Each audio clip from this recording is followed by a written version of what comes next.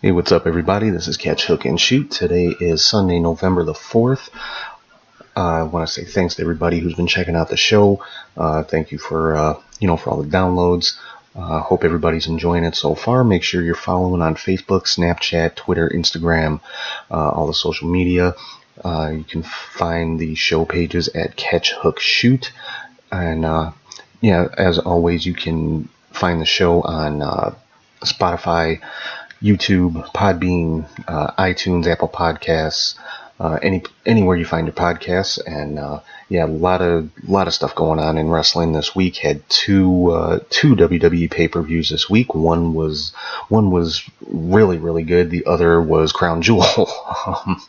But let's get into this real quick here. First of all, I want to cover the Evolution pay-per-view, WWE's first all-women's pay-per-view. Now, a lot of people have been making a big deal. Oh, it's not the first ever all-women's pay-per-view. No, it's not. There's all-female promotions out there like Shimmer and Shine and things like that.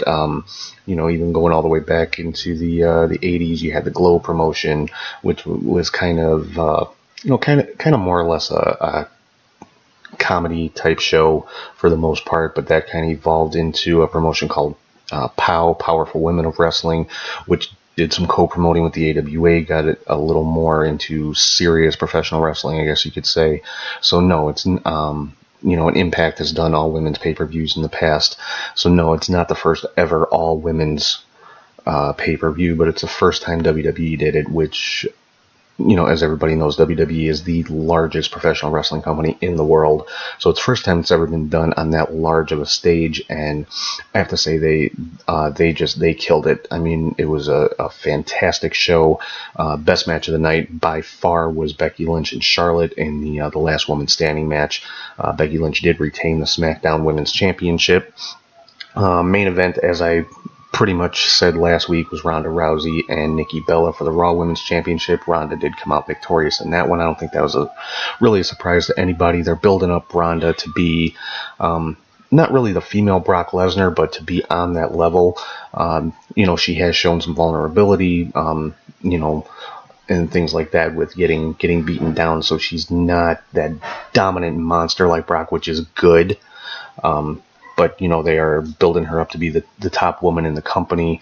And I'd say more than likely she is going to hold that title until WrestleMania. There's been a lot of buzz, especially since Roman had to vacate the Universal Championship. I think pretty much the smart money right now is on the main event of next year's WrestleMania being Ronda Rousey versus Charlotte Flair. Would not surprise me at all for that to happen. Of course, Charlotte would need to win the Women's Royal Rumble in January, which is not a stretch at all, and then challenge Ronda for the Raw Women's Championship. And I'm pretty confident that is going to be the main event, the final match of WrestleMania next year. But like I said, as far as overall, the show was fantastic. Nia Jax won the Women's Battle Royal, so she does have a Raw Women's Championship match coming up at some future date. But the next challenge for Ronda will be at Survivor Series, where it's basically going to be Raw versus SmackDown. So Ronda will be going up against Becky Lynch, champion versus champion, no titles at stake. Should be a great match. A lot of people seem to have a problem with why WWE was putting on Evolution. A lot of people think it was just kind of to appease the women because they couldn't work on the Crown Jewel show. And my take on it is, who cares? Why does the reason make a difference? This was a huge step in their quote-unquote women's evolution. The women, like I said, they stepped up and they killed it. They put on an amazing show, and who cares what the reason was that WWE did it? I mean, of course, they're going to come out and say, that their women they've earned it. The fans demanded it, which is all true. The women, not only deserved it, but did earn every last bit of it, because the women of WWE, they go out there and they leave everything in the ring every single time. Another really good match on the Evolution show was Shayna Baszler against Kairi Sane for the NXT Women's Championship. Shayna Baszler did regain the NXT Women's Championship with a little bit of help from the other two MMA horsewomen, Marina Shafir and Jessamine Duke. So I would think their TV debuts are going to be coming a lot sooner than later. So, again, planting the seeds, getting the MMA 4 horsewomen together. And we'll have to see where that goes. Talking about NXT, Matt Riddle made his debut this week. Again, a fantastic match on his part. I'm really excited to see where he's going to go in NXT, how long he's going to be in NXT before he is called up to either Raw or SmackDown. One note about Crown Jewel, Brock Lesnar did regain the Universal Championship. I'm going to say, unfortunately, I don't think anybody really wanted to see that, but looking at it from Vince McMahon's perspective, I think he made the smart decision. I mean, Brock Lesnar is a draw. He's a big money draw. Anytime he's on a show, it's going to sell tickets. It's going to create a lot of buzz. And especially with him re-entering the UFC here coming up at the beginning of next year, just brings in more of that mainstream MMA audience, even if their only reason is to just crap all over the show. Hey, you know what? They're still watching. It's still putting money in Vince's pocket. It's still putting money into the WWE. So yeah, it's not the popular decision, but from Vince's standpoint, I'm sure it was the smart decision. And now you've got Braun Strowman kind of chasing the championship, which is really kind of an old school way to go. You have the heel champion and you've got the babyface chasing them. That's the thing you used to see with Ric Flair and Dusty Rhodes, or with Harley Race and whoever his big opponent was at the time. A lot of the time that was Ric Flair in that position when Harley Race was the heel champion. So, really kind of an old school mentality on that one. And then again, for Survivor Series, we're going to see Brock versus AJ Styles again. Same match we saw last year, which was a pretty good match. I mean, it wasn't your typical Brock Lesnar squash match. AJ Styles had a really good showing against Brock last year, so hopefully it'll be more of the same this year. As far as the Crown Jewel show, not the greatest show I've ever seen. There were some really good matches, though. Saw Hulk Hogan make his WWE return as the host of the show right at the beginning, which, people are going to have different opinions on that. A lot of people think, he should have never been allowed back at all. Other people saying, he's served his penance, so to speak, and, he's made amends or whatever the case may be. I'm not in any position to make a judgment on that. It's cool to see him back on WWE TV. I don't think we're going to see him like on Raw every week or anything like that. I think it's going to be kind of sporadic appearances, just kind of easing him back into it and, letting people get used to the idea that he is back on WWE TV. So, we may see him only at like major pay-per-views or things like that for the time being. We may not see him again till the Royal Rumble. Who knows? For me personally, I think it was, cool to see Hogan back on WWE television, and I'm sure that was a special request of the Saudi royal family, since they are the ones who financed that entire show, and they basically kind of pick and choose who they want to perform on it. Some people who were not at the show, obviously conspicuous by their absence, was John Cena, who by all accounts just flat out refused to participate, and same thing with Daniel Bryan, not taking part in the show. As a consequence of that, Daniel Bryan had his title match against AJ Styles this past week on SmackDown. AJ Styles retained, won by submission. After the match, was attacked by Samoa Joe, who in turn got the title match at Crown Jewel. Again, AJ did retain, so like I said, coming up at Survivor Series, it's going to be AJ versus Brock Lesnar, champion versus champion. Also, no titles on the line. We saw on Raw, Bobby Lashley was chosen to replace John Cena in the World Cup tournament. He did lose in his first round match to Seth Rollins, but as it turned out, the brackets and the participants in the tournament really didn't mean a whole lot, because in the final, which was The Miz versus Dolph Ziggler, which should have been a fantastic match with those two guys, they have never put on a bad match anytime they've been in a ring together. The Miz had an injury, a storyline injury, and wasn't able to compete in the match, so Shane McMahon took his place and represented SmackDown himself and won the match. So I guess Shane McMahon now is acknowledged as the best in the world after winning the WWE World Cup. A lot of people not happy about this. I mean, the tournament itself was great. The matchups were great. I was looking forward to a really good final match between Ziggler and The Miz, and but apparently this was the plan all along. At least that's the buzz that's online right now. It's building up to something bigger. Apparently, they made mention a number of times about SmackDown pretty much being the B show behind Raw, and so this is apparently going to be building up to something with Shane McMahon wanting SmackDown to be the number one show, which is, I think, probably not far from the truth, because with SmackDown moving to a major network next year on Fox, it probably is going to become the top show in WWE. So it wouldn't surprise me to see Shane McMahon involved in some type of match for Survivor Series for brand supremacy, so to speak, because that's basically what Survivor Series has been all about the last couple of years. It's Raw versus SmackDown, but we'll get into Survivor Series here in a couple of minutes. Another couple notes from this week on 205 Live: Mustafa Ali won the number one contendership for the Cruiserweight Championship, so he will have a match coming up against Buddy Murphy sometime in the near future. Possibly on the Survivor Series kickoff show, maybe, who knows. I already talked about Matt Riddle making his debut. Another interesting note from NXT: Fabian Eichner and the Street Profits won championships in Evolve. So that's I believe that's a first, with NXT contracted wrestlers winning championships in an independent. Of course, Evolve is one that WWE does have a working relationship with. So we'll have to see where that goes. Are those championships going to make appearances on NXT television, or how's all that going to work out? As far as Crown Jewel went, like I said, Hulk Hogan did make an appearance at the very beginning of the show. Came out, greeted the crowd, things like that. He was billed as the host of the show. Probably the biggest news for me with Crown Jewel was the fact that Renee Young was part of the announce team. Now this to me is a huge step in the right direction. I mean, yes, she was working as an announcer, but she was working on the show. There was a woman working on a show taking place in Saudi Arabia, which is a first.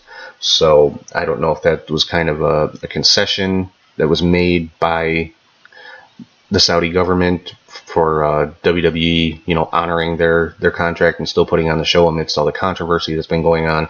Whatever the case may be, again, the reasons to me really don't matter. It's a huge step in the right direction.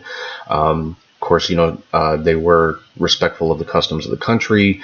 Renee was basically covered from her neck down. The only skin exposed was her face. Which of course you have to honor the customs and the traditions, and in this case the laws of the country, and something that you saw a lot of, and apparently this was by design. On camera you saw a lot of the women and kids in the audience, and I'm pretty sure that was just to kind of drive home the point, like, this is that progress is being made despite all the kind of shady goings on the last couple of months.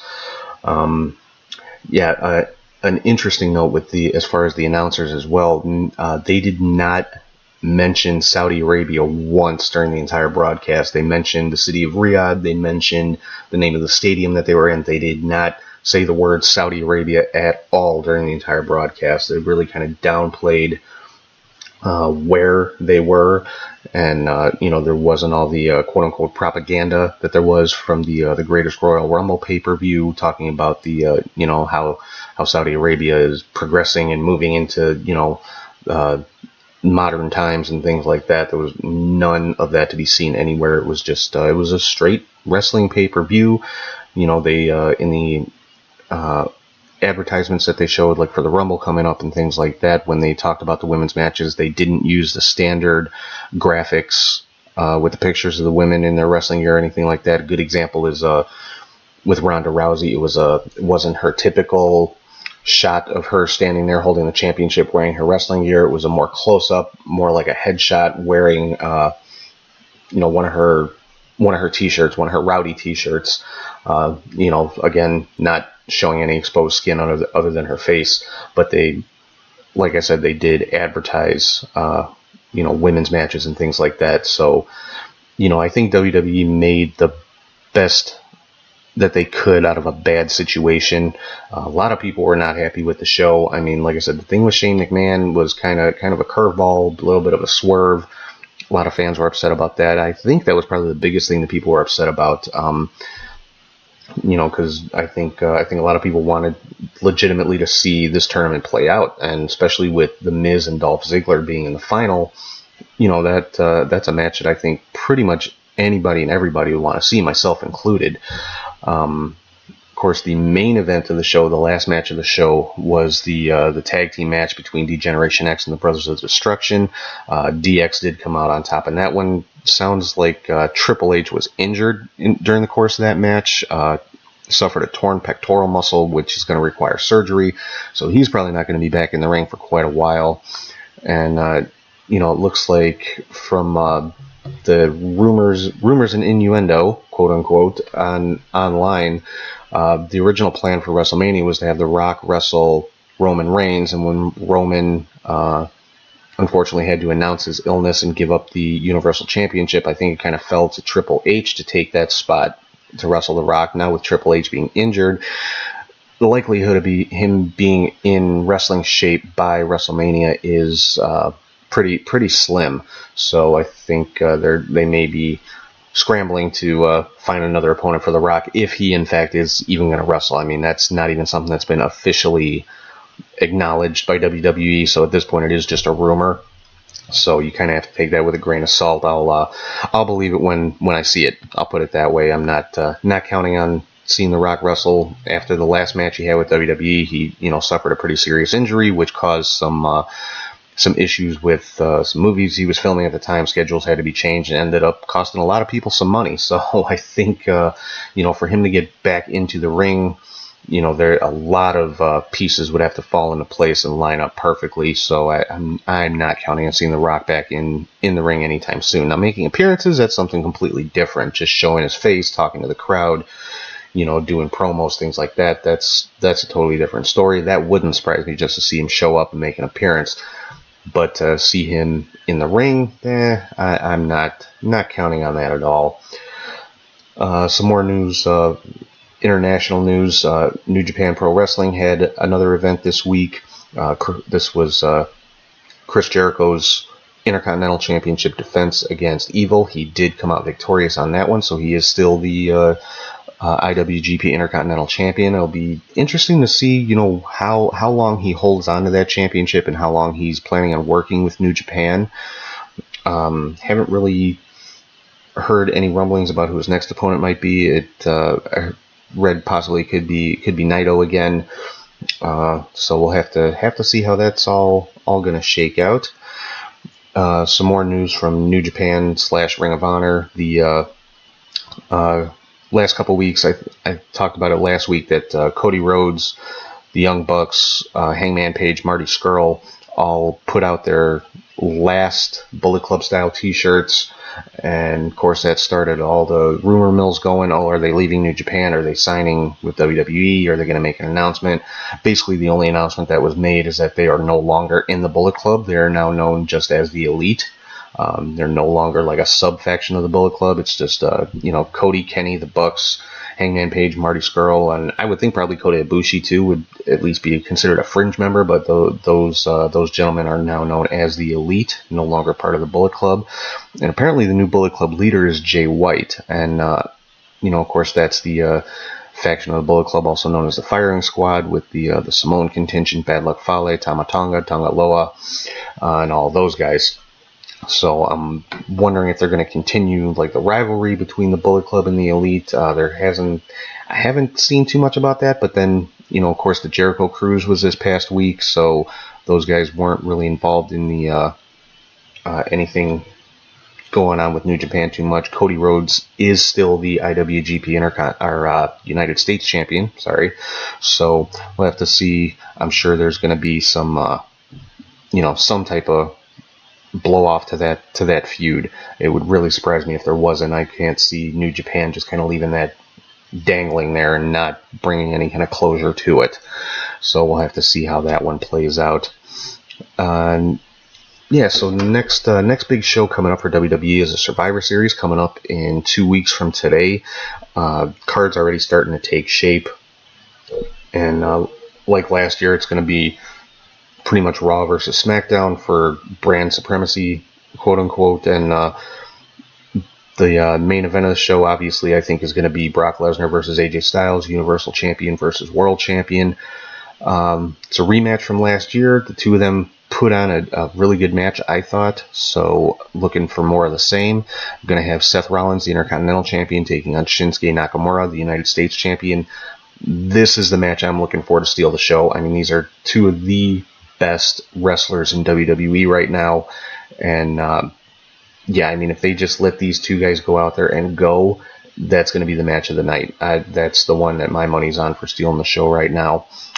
Again, we've got Ronda Rousey versus Becky Lynch, Raw Women's Champion versus SmackDown Women's Champion. They've already kind of started the smack talking back and forth. This, again, I think is going to be an awesome match. Ronda Rousey has really upped her game in the ring and is becoming a really, really good pro wrestler, which I think kind of pisses a lot of people off. I don't know why. I think people, especially MMA fans, I think they wanted to see her fail for some reason, because she, just because she did leave MMA after her last two losses. But you know what? Hey, she's following her dream of being a WWE superstar, and she is thriving. She's doing probably having the best rookie year of anybody I've ever seen in wrestling, and I don't mean just women. I mean in general.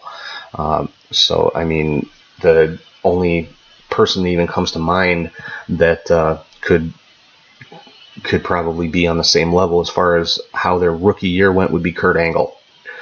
So that's some pretty elite company for Ronda to be in. The kind of a question mark for Survivor Series is the tag team champions, because on the SmackDown side, of course, you've got the Bar, who are the SmackDown tag team champions. The Raw tag team champions right now are Dean Ambrose and Seth Rollins, and I think everybody kind of knows how that's going. I don't expect them to be in that match against the Bar. I don't see Seth wrestling twice, and I definitely don't see him wrestling as a partner with Ambrose, considering Ambrose had that heel turn a couple weeks ago and turned on Seth. So I would expect in the next 2 weeks to see new Raw Tag Team Champions crowned, and they would be the ones facing off against the Bar at Survivor Series.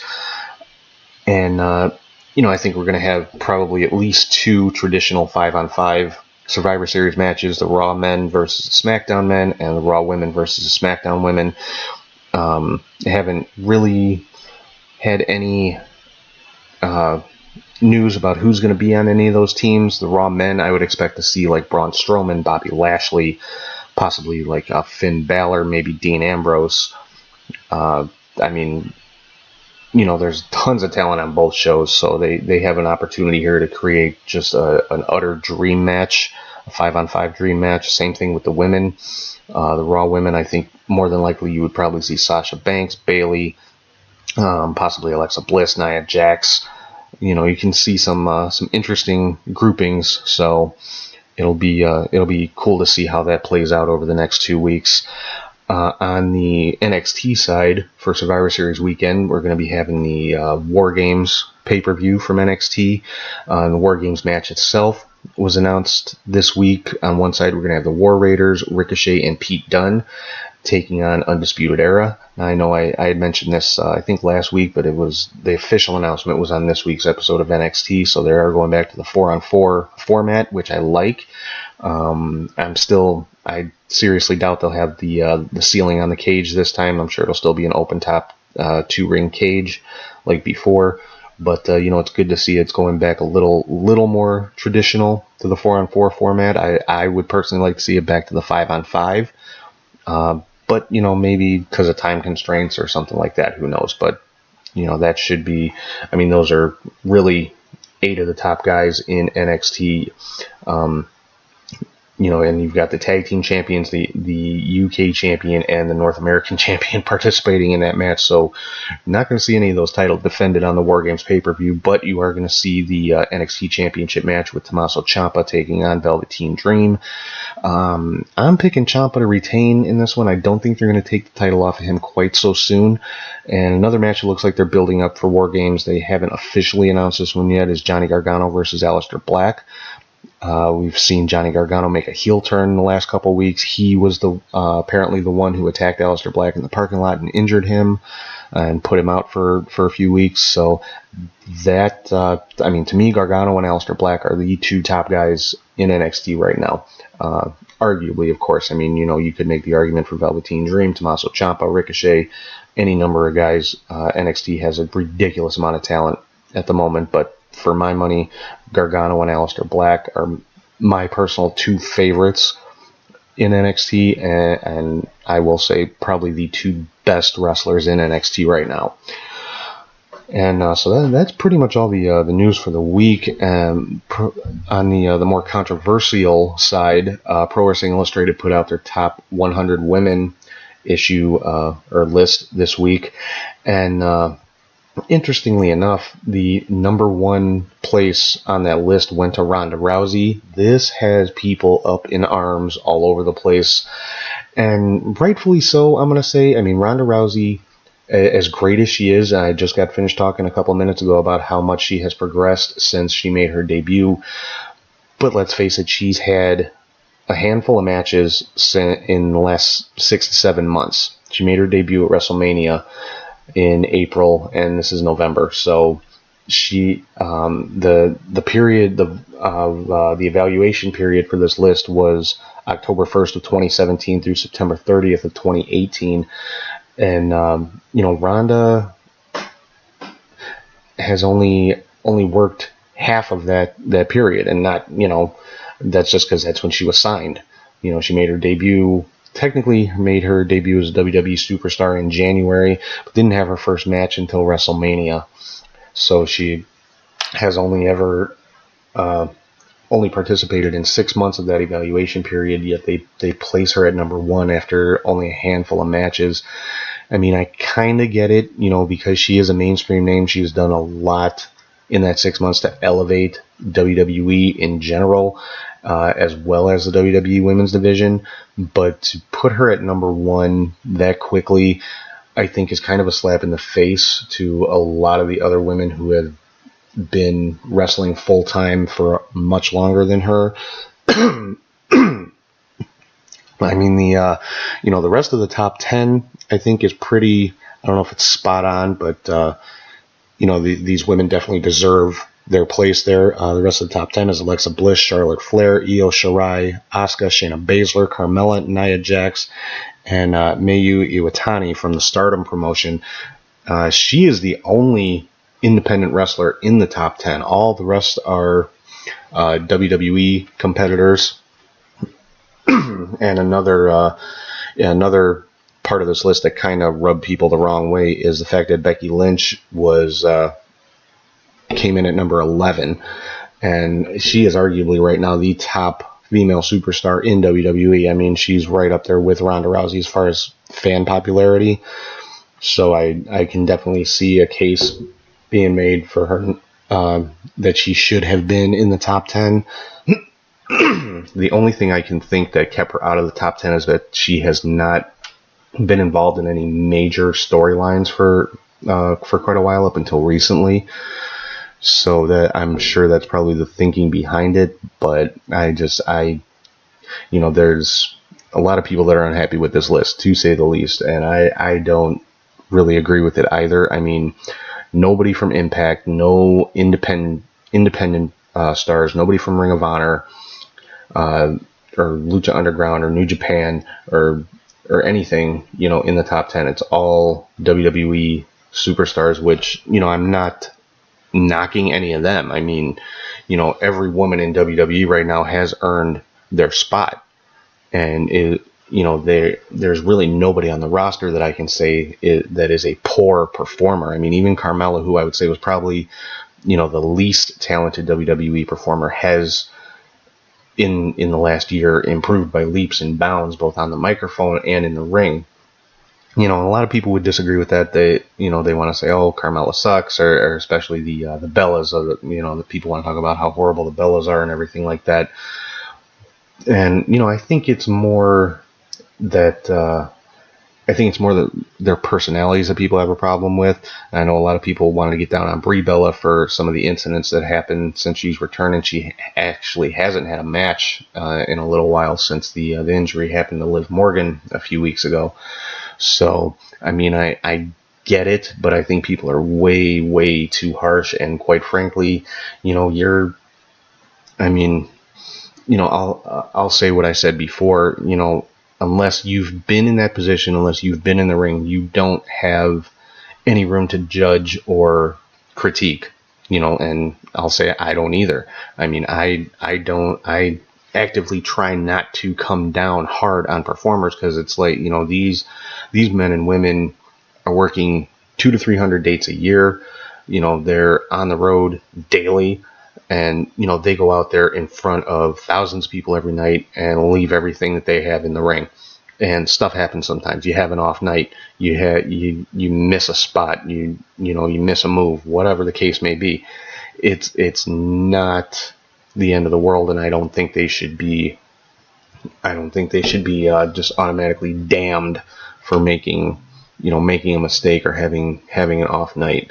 But anyway, back to the PWI 100. It just seems very skewed, I guess you could say. I mean, yeah, Ronda is probably the biggest mainstream name that WWE has right now, and she is the Raw Women's Champion. Raw, of course, is the top show for WWE. And Ronda has probably had the best first 6 months of any professional wrestler in history. But should she be ranked number one of every female wrestler in the world right now? I don't think so. And I mean, she even seemed shocked when she was informed that she was in that spot, and she kind of said, she even said she didn't think she deserved it. So, I like the fact that she's humble and, doesn't want to take all the credit herself. She wants to be, part of the WWE team, so to speak. And I think that's really, good on her part, that she's not trying to take all the credit for all of the advancements that the women in WWE have made over the last few years. So, I mean, it is what it is. The PWI writers, I mean, whatever criteria they base this on, they saw fit to put Ronda at number one, but I think they really kind of hurt their own credibility quite a bit with this list, especially, with Becky Lynch not being in the top 10, Ronda Rousey being put at number one. I'm not saying she shouldn't be on the list, possibly even in the top 10, but number one, I think it's a little premature. But again, these are just my opinions, folks, so I am by no means the authority or the end-all be-all on any of this. But yeah, for my money, I mean, Becky Lynch definitely belongs in the top 10. I think Sasha Banks probably belonged in the top 10. I think she was ranked at number 14. But she has had some injury issues, so she has been out of the ring a bit this last year or so. But again, it's 100% subjective. It's not like it's not like you can go by wins and losses, because as everybody knows, that part is predetermined. So all you can do, this is basically a list of, who do we like the most, is pretty much all it is. It's basically a popularity contest, and if that's the case, then yeah, I think Ronda's probably the most popular female superstar in WWE right now. But again, it is what it is. It's completely subjective. It's all just a matter of opinion, just like any other top 10, top 20, top 5, whatever you're going to do. Like the show that I did with all the different top 5 lists. It's all based on opinion. So, I know a lot of people are upset, like really upset about this, and saying all kinds of not so nice things about PWI and things like that. But it's not. I don't think it's something to get quite that upset about. Do I agree with the list? No, I don't. Is it gonna cause me to lose any sleep? No, it's not. It's one group of people's opinions, and they, by their opinion, they think Ronda Rousey is the best in the world right now as far as women wrestlers go. So it is what it is again. But that's pretty much all I've got for this week. Like I said, Survivor Series coming up in a couple of weeks. I've got some really exciting stuff coming up for the show. I'm not gonna let the cat out of the bag just yet, but I'm gonna have 2 very, very special episodes coming up in the next 3 months or so. One probably later this month, and then another one coming up in January. I'll say that much. But until I get everything 100% confirmed, I don't want to say too much. But just keep listening, keep checking out the show. Again, you can find it on Spotify, iTunes, Apple Podcasts, Google Play, YouTube, Podbean, any place you find your podcast. And please make sure you're following the show on Facebook, Twitter, Instagram, Snapchat. Again, search Catch, Hook, Shoot on any of those platforms. You'll be able to find the show. On any of the podcast platforms, search Catch, Hook, and Shoot with the little ampersand sign instead of the word and. And if you ever want to shoot me an email, it's catchhookshoot@gmail.com. And, I'd love to hear from you guys. Feel free to leave any questions, comments, critiques, anything you'd like me to talk about, anything you'd like to see on the show or hear about, anything like that. Just anything you want to say. I welcome it all. So I'm going to wrap this up for this week. I hope everybody has a good week. I hope everybody is staying warm. Weather's getting cold out there, at least here in Chicago it is. And I will talk to you guys soon. Have a good one.